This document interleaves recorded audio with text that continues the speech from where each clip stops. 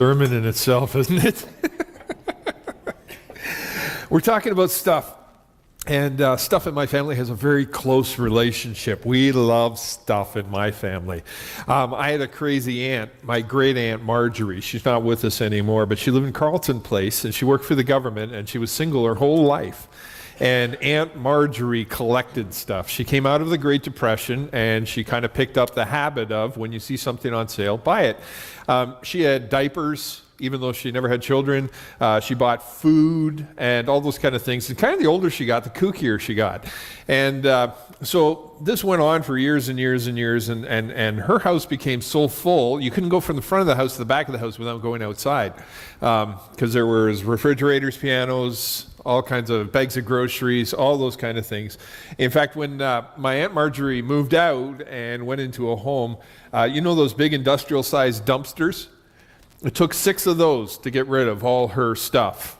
And she was also the same with money. She had hundreds of thousands of dollars in the bank when she passed away, which covered about 2 months in the retiring home that she went to. But, it was just, all this stuff, and it's kind of in my family. My sister Mary Lynn is a stuff nut. She collects everything. I collect everything. When I was a kid, I collected bottle cap stamps, comics, lots of comics, all kinds of things. I love to collect things.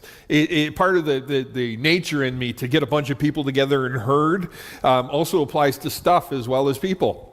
And to take care of those things and those people. It's just part of my nature. And so when I was a kid, I collected stuff, but part of me was influenced by my friend I grew up with down the street. Now, he was my best friend. He was probably one of the most rotten friends I've ever had. He had an enormous inferiority complex. He was 3 years older than me, but hey, when you got a friend, you got to stick with a friend. And he used to hang out with me, and anything I did, he had to do better. And so I collected comics, so he started collecting comics. But anyways, at his house, his mother and his whole family were incredible pack rats, but very neat. They collected everything. One time I went in their basement, they had a 45-gallon barrel full of bottle caps that they collected, just hundreds and thousands of bottle caps. He collected comics. One time, and I've told this story many times, but I went in the basement and they had taken elastic bands. They'd saved so many of them, they had a ball about the size of a soccer ball that was nothing but elastic bands. And they used to bounce this thing around the basement, and it weighed about 15 pounds. It was incredible. The whole house would shake when you bang this thing on the ground. And they collected stuff. So collection is, a big part of my life. So this sermon's for me. You guys just get to watch, basically, with this. I still collect stuff. I'm always collecting books and all that. Every spring, I've got to purge. I go in my office and I either move a bunch of stuff to the dump or get rid of it, and all those give a lot of stuff away. A lot of the books in our library are books that have moved through my library and I've read and passed on and those kind of things. But the accumulation of stuff is actually kind of a Western concept that's really taken root. For the first time ever, off-site storage sites are big business. They're all over the place in town. I think we have 6 or 7 of them here at least. And they're for people who have not enough room in their houses so they can move their stuff off-site. And here's the interesting thing. Right now, per person, we have more spatial space around us in our houses, in our places. We have more space than anybody has ever had in Western society. Well, it means you probably live in a house that is bigger, where you have more space for stuff than anybody in your previous generations. And we accumulate stuff. And we live in, what do they call it, disposable economy, or, Doug, what's that word I'm looking for? Is it disposable, or when the economy where things break all the time so you got to buy new stuff? Pardon me? A throwaway society, yeah, that's one way of putting it. I was trying to think there was another, there's another word I'm searching for. Pardon me? Yeah, something like that. It actually was a concept that was thought up after the Second World War. The economy during the Second World War in North America was huge. In fact, America became the arsenal of democracy. And after the war finished, we stopped making bullets and tanks and all that. Some of this economist sat down and he had this brilliant idea. He said, we've got to keep this economy going.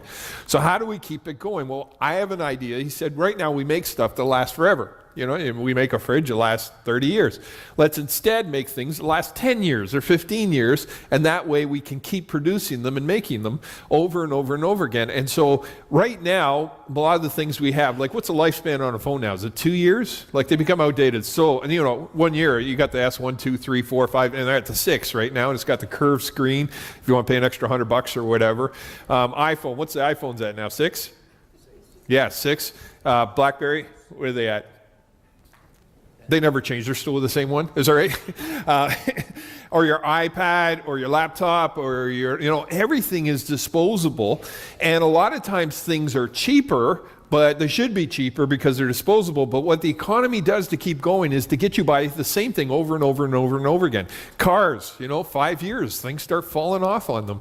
It never, it used to be you got a car, you were going to get 10 solid years out of it. The only thing that would tended to destroy it, was they'd rust out. A lot of people could work on their cars in their driveways and keep the engine going. I mean, those engines from the 70s, you could just keep going. They drank a lot of gas, but they were easy to work on. Not now. I open up my hood of my car that I'm leasing right now, and I look down, and it's like the innards of a computer.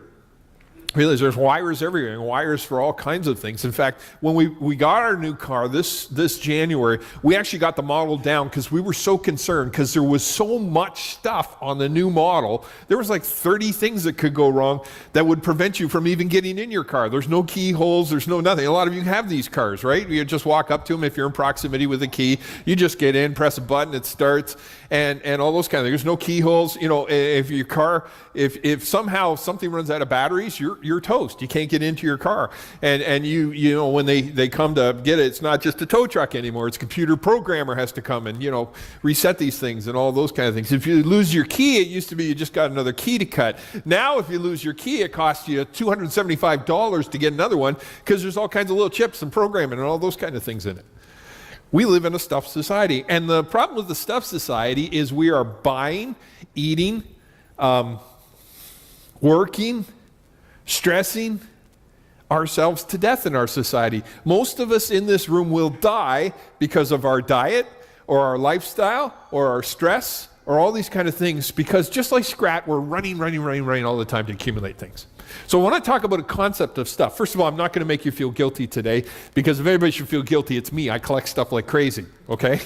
But what I want to talk about is a simplistic approach to life that God offers that brings us to contentment. Because I would guarantee you, probably every person in this room, if you ask them, do you say stuff make you content?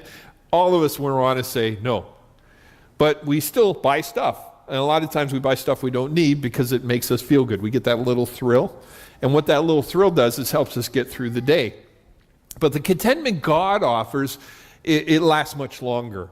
And it's much deeper and it's more meaningful. So we're just going to talk about those priorities and walk you through those things. The focus verse today is found in Ecclesiastes 4 and 6. Better is one handful with tranquility than 2 handfuls with toil and chasing after the wind. Jesus said, watch out, be on your guard against all kinds of greed. A man's life does not consist of the abundance of his possessions. And then Jesus again said, this is how it will be for anyone who stores up things for himself but is not rich towards God. We want to be rich towards God. Stuff is not evil. Stuff's not bad. It's when we take things to excess, it's bad. Okay? We all have stuff. You got to cook your eggs in something, right? If you want to read or study something, a lot of times you can borrow or buy a book. We like our music. It's okay to buy some CDs. It's not, stuff itself is not evil. What's evil is when it becomes something it wasn't meant to be. And when something's not what it means to be, it's done in excess. We do it too much. Okay? We do it to the detriment of ourselves. We actually begin to hurt ourselves with our accumulation of those things. And you can do that with just about everything. You can drink too much coffee. You can drink too much alcohol. You can smoke. Well, smoking actually generally is probably not good for you anyways. I'll never forget, I have a confession to make. I like cigars, Cuban cigars. And one time when the boys were little, I snuck in the backyard and was barbecuing, and I lit up a cigar. And one of my kids caught me, and boy, was I in trouble. Shouldn't smoke, Dad. Dad, you don't smoke. You know, he was worried I was going to get lung cancer and die on the spot, right? Kind of thing. I didn't tell him at the time, but my barbecuing so bad, I inhale enough smoke every night at dinner probably to kill me anyways. But you know, those kind of things. But anything taken to excess can hurt us. We can work ourselves to death.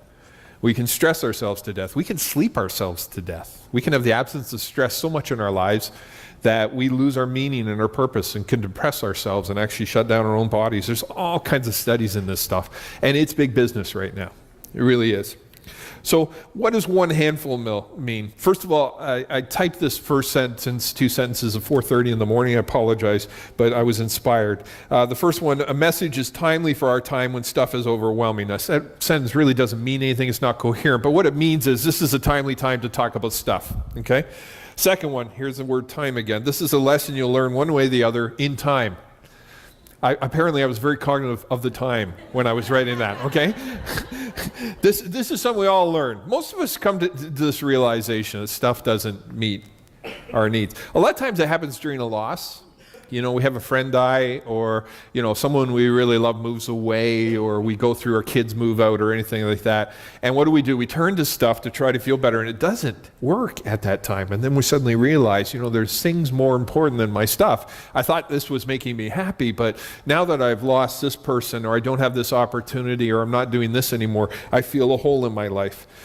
Next sentence, it's better to have less of what doesn't matter and more of what does. This one was actually did at 10 in the morning. I could start to write sentences again. It's better to have less of what doesn't matter and more of what does. So what we want to do is we want to be rich in the things that matter today. So we're going to talk about a number of those things and just draw attention to them. Most of us, if we open up, you know, put our hands up, could list about 5 or 6 of them, but these are good reminders. They're good reminders for me, and they're good reminders for you. To learn this principle will enable us to help others, give, encourage, overcome anxiety, and relax and breathe. I've talked about this many times before, but Western people don't breathe properly. We tend to breathe in our chest, and there's studies that show if we breathe down in our diaphragm, and our Eastern brothers and sisters understand this concept well. If we breathe down in our diaphragm, the amount of oxygen we get is actually very healthy for you. It can help you live longer. It gives you more energy during the day.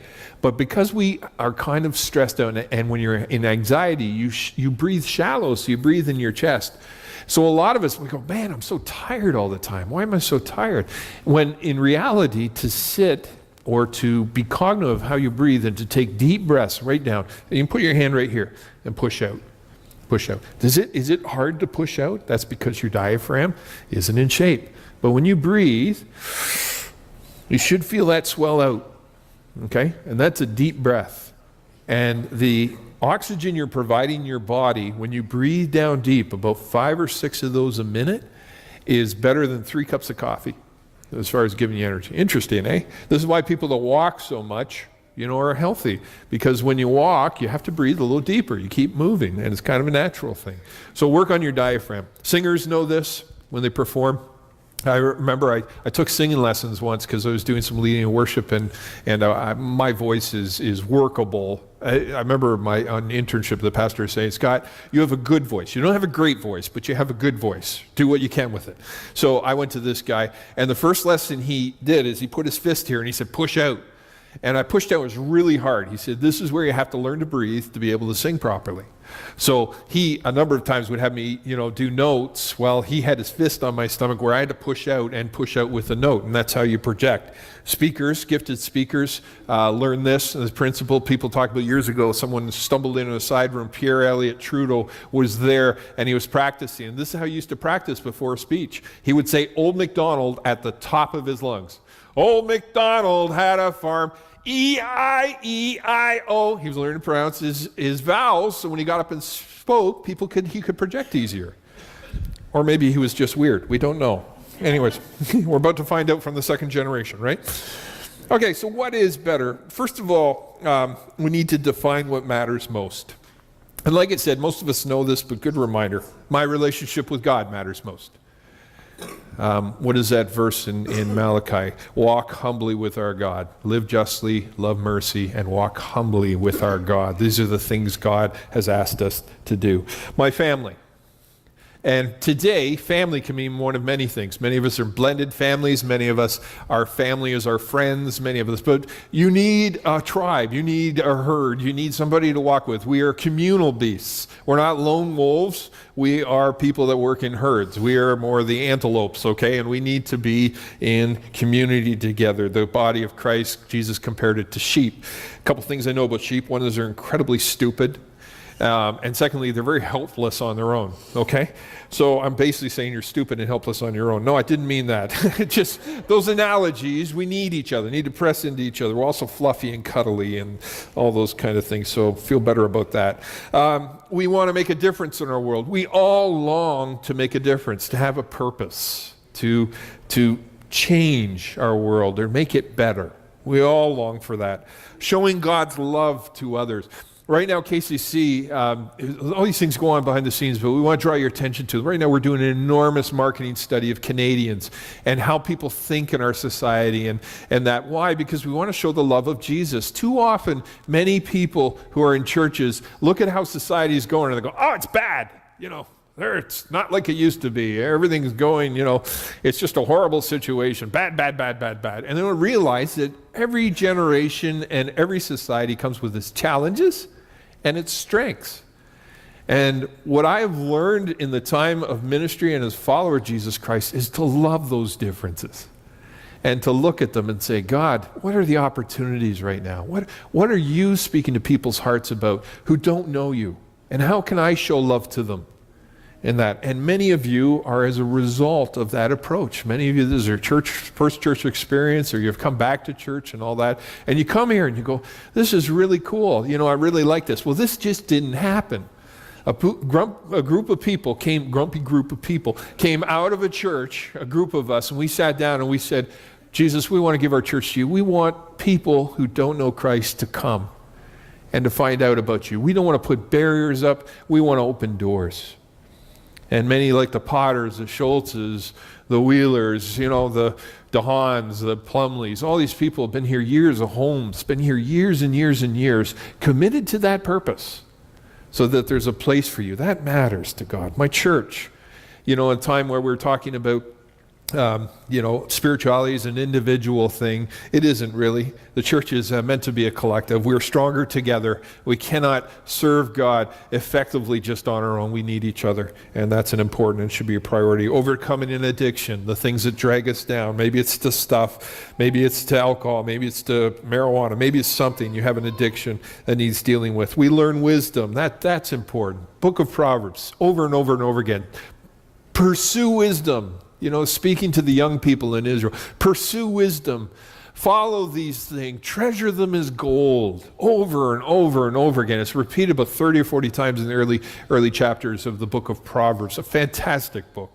We're actually going through it with our college and career group right now, and talks about wisdom being important, being able to approach life with a godly, wise, open eyes. Another one, leaving a godly legacy. What's going to be left behind when I'm here? Is it going to be a lot of stuff, or is it going to be people who go, this person changed my life? Is it being content?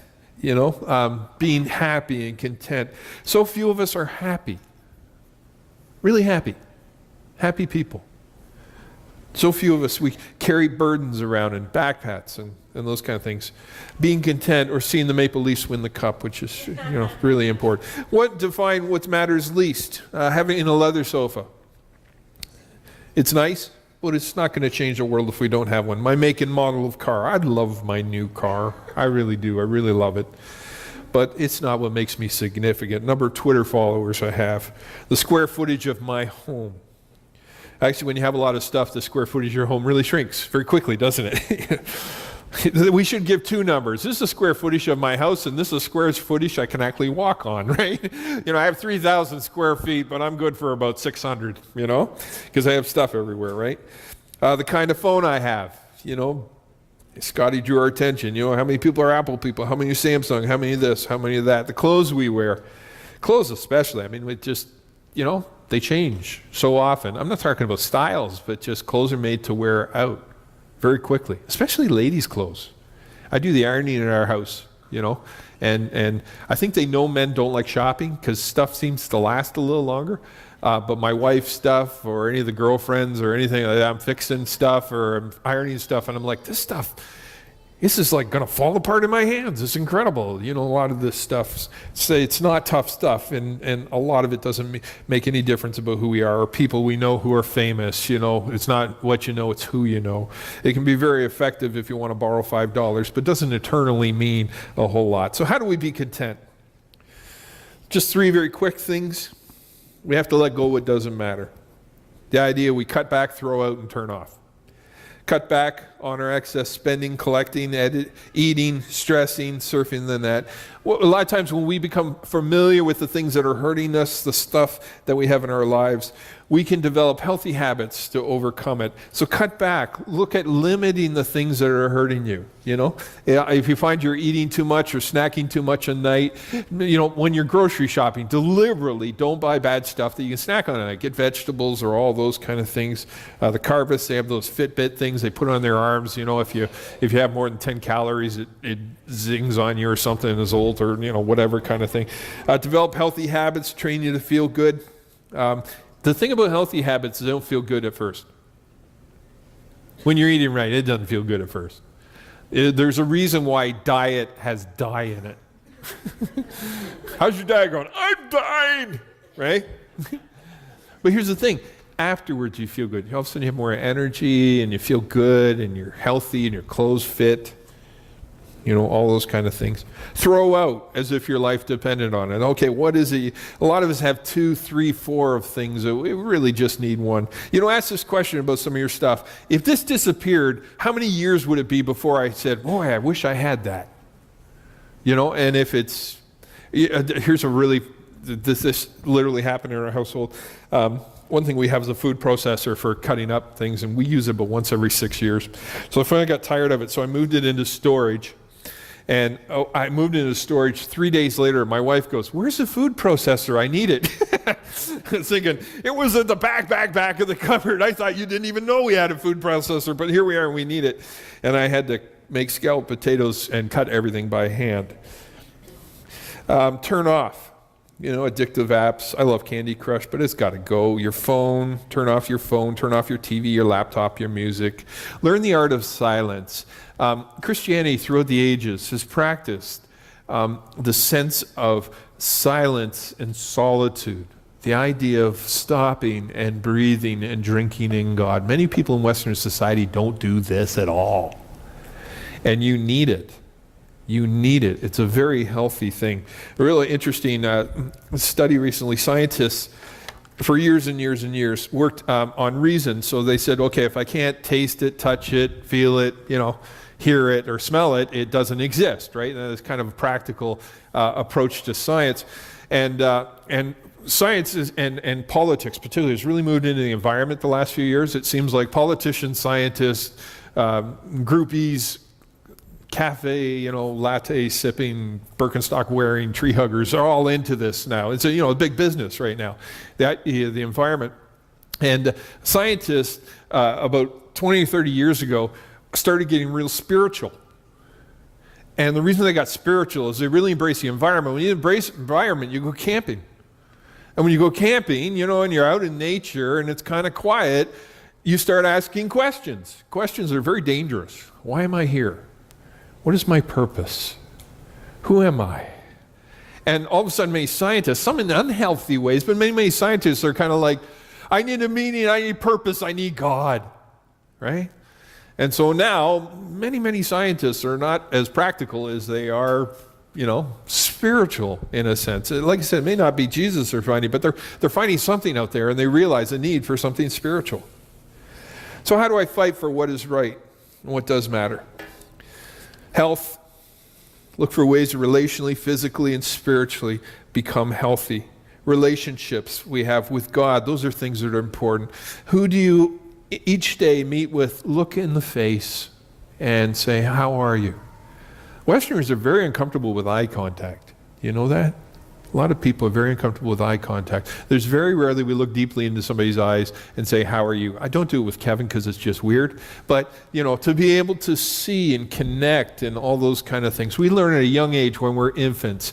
We learn to train ourselves to our mother's voice and to their eye contact and to tone and all those kind of things, and we yearn for it our entire lives. We're always looking for that acceptance, that tone, that kindness. A lot of people, there's a study that says we need 12 meaningful touches a day. I'm really trying to sell my wife on this, but she's not on board yet, but 12 meaningful touches. I'm just kidding. I'll tell you what's meaningful. There's, we need that. We drink that in. We're social beings. But a lot of times we skip along the surface of life and we rarely connect. We rarely look into each other's eyes. We rarely see each other's souls. And there's a lacking there. There's a struggle that many of us have. Relationships. Our friends. To have a good friend. For me as a guy, a good friend is someone I can spend an hour with and not say hardly anything. That's a good friend. Actually, those are my best friends. No, just kidding. That's a good friend, okay? For others, their best friend is someone they can talk for 4 hours and it seems like one. We all need those kind of interpersonal relationships, those things we learn from.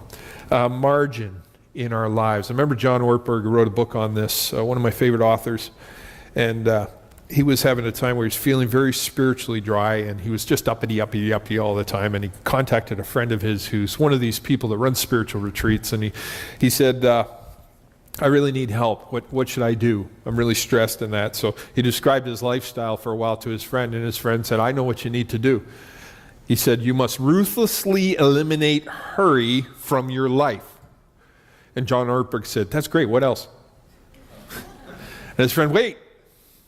You must ruthlessly eliminate hurry from your life. Some of us are so addicted and used to hurry, we create hurry when hurry is not needed. We flutter about everything, we're up here all the time, we're, all this, all those kind of things like that. There needs to be time, even when you have young kids. That's the hardest time, is when your kids are 2 or 3. Give me 202-year-olds, I'll conquer the world. They're just, incredible. Their arms are 12 feet long and their attitudes are full of beans and, all kinds of things like that. And you go to bed and you're like, I'm going to die. But here's the thing. Ruthlessly eliminate hurry from your life. What are you doing that is driving you so hard? And it's not that work and meaning and effort and all those things aren't very important, but they are reserved or should be reserved for things that matter. Okay? I'm trying to convince my kids, schoolwork, that matters. It has, lifelong consequences. Put your schoolwork, do those kind of things. At the moment, it doesn't seem like anything. I remember trigonometry. I really like trigonometry and stuff, but there were other aspects of physics and that kind of thing I just wasn't good at. And I remember hating them. Like, why are they teaching me this stuff? I don't care. Well, you find out later in life that it is actually useless. You didn't need to learn. No, I'm just kidding. There's actually aspects of it that are very helpful, right? Very, very helpful. I'm glad I went to grade 12 in math later when I did accounting. Now, if you would have asked me when I was 17, you'll do accounting someday for 12 years, I would have said, yeah, dream on. I can't even balance my checkbook. But because I learned math, I learned how to do it, and I actually turned out I was pretty good at it. It was kind of cool. Margin, and then joy and meaning. Joy and meaning. I have a question for you. Are you content? Are you happy? If the answer to that question is no, I'm miserable a lot, or I'm down, there's a couple of factors playing. One, this is a time of year where people are more depressed than any other time. It tends to be Christmas to now. There's not enough daylight. It's cold outside. We're grumpy. We eat too much in the winter and all these kind of things. It's a good Canadian kind of thing. We tend to get a little down this time of year. But here's the thing. We don't really need to be. In fact, this time of year is good training for doing right things and forming good habits. And if you can feel good this time of year, then you're probably going to feel pretty good all this time of year. If you are constantly depending on the weather to make you happy, you're going to have a long, miserable life, because we're in Canada and we get it all. All of it. That's one thing about Canada, man. We create the best shock troops in the world. We got cold, cold winters, hot summers. We got all those kind of things. You experience it all. And the same people, you meet in the drugstore are saying, it's too cold. It's too wet. It's too cloudy. And then the summer you run into, it's too hot. Sun's burning my eyeballs out. Just complaining all the time. Are you happy? Jesus Christ offers us a life where we can walk with our God, we can walk with each other, we can walk with humanity. And what he's asking us is not to find our meaning in the things that don't mean anything. Better is one handful with contentment. Maybe the answer to your life is to have less stuff and more relationship with your God, with your church, with your friends, with your family. These are the things that really matter. When I went to, this is years ago, I went to Honduras on hurricane relief. And one thing that really struck me in Honduras, two things. One is the devastation that hurricane wrought on that poor country. Set it back 20 years, it was horrible. Like the things I saw there, I have an enormous amount of respect for hurricanes and weather. When you see what weather can do in some places, it's absolutely incredible. It's like an atomic bomb went off in that country. But the second thing was how rich those people were. They were literally quite economically so poor that we would buy one of those little beach balls you pay for $1 at the dollar store. We'd buy a bag full of those, and each kid would have one, and they were so happy. Because now they could be soccer stars, like they love soccer. Everything is about soccer down there. And the family, every night they get together and they play music and they sing and they laugh together and eat and all those kind of things. Very malnourished people. They didn't have a lot of beef or anything. They ate a lot of chicken and rice and all those kind of things. And beans. They had beans with everything. Beans. I remember we got to St. Pedro Sula. I'd been there for 2 weeks and I'd had enough beans, okay? And I like beans. But I had enough beans. So we went to McDonald's. We saw McDonald's. We said, hallelujah! So we headed into the McDonald's. I ordered the McDonald's breakfast. And it had pancakes, hash browns, and beans. I'm in Mexico, or I'm in Honduras, and they're still serving beans at McDonald's. Go figure. Joy and meaning. Solomon, the wisest man, reflecting on his life, wrote this: "So I hated life, because the work that is done under the sun was grievous to me. All of it was meaningless, a chasing after the wind, and I hated all things I had toiled for under the sun. And because I must leave them to the one who comes after me. And who knows whether he will be a wise man or a fool, yet he will have control over all the work to which I have poured my effort and skill under the sun. This too is meaningless. So my heart began to despair over all my toilsome labor under the sun. For a man may do his work with wisdom, knowledge, and skill, and then he must leave all he owns to someone who has not worked for it. This too is meaningless, a great misfortune. What does a man get for all his toil and anxious striving for which he labors under the sun? All his days, his work, his pain, his grief. Even at night, his mind does not rest. This too is meaningless." This is a man that had everything, and yet he knew poverty, because he was poor in the things that mattered. And thankfully, at the end of his life, he found his God again. He found meaning, and he found purpose. I was at Toronto on a study break on Monday, and I was walking up Yonge Street, and a whole block was cordoned off. Someone had jumped off a building and committed suicide in the middle of Yonge Street. And I walked up, and everything was taped up, and there's a body there with a blanket over it, and all the mess that this had created. And I thought, here's a visual of the bankruptcy of our lives. When among all this wealth, and I'm right next to Bay Street, and everybody's walking, they're all beautiful $2,500, $3,000 suits, and all this stuff going on. There's so much money, so much accomplishment, so much busy, so much hurry. And this individual, the only answer he had when he was surrounded with so much was to end his own life. And there may have been other factors, depression, all these things kind of play into it, but I thought there is a visual example of a surfacey life that has no meaning. I remember looking up the newspaper later to see if anybody had written about it. Nobody wrote about it, and I asked why, and they said because in Toronto there's so many suicides, they don't write about it because it encourages other people to do it. There's a lot of people jump in front of the subways, they end their lives, they jump off buildings and bridges and all those kind of things, but they tend not to report on them because other people get the idea, and then they have copycats and they do the same thing.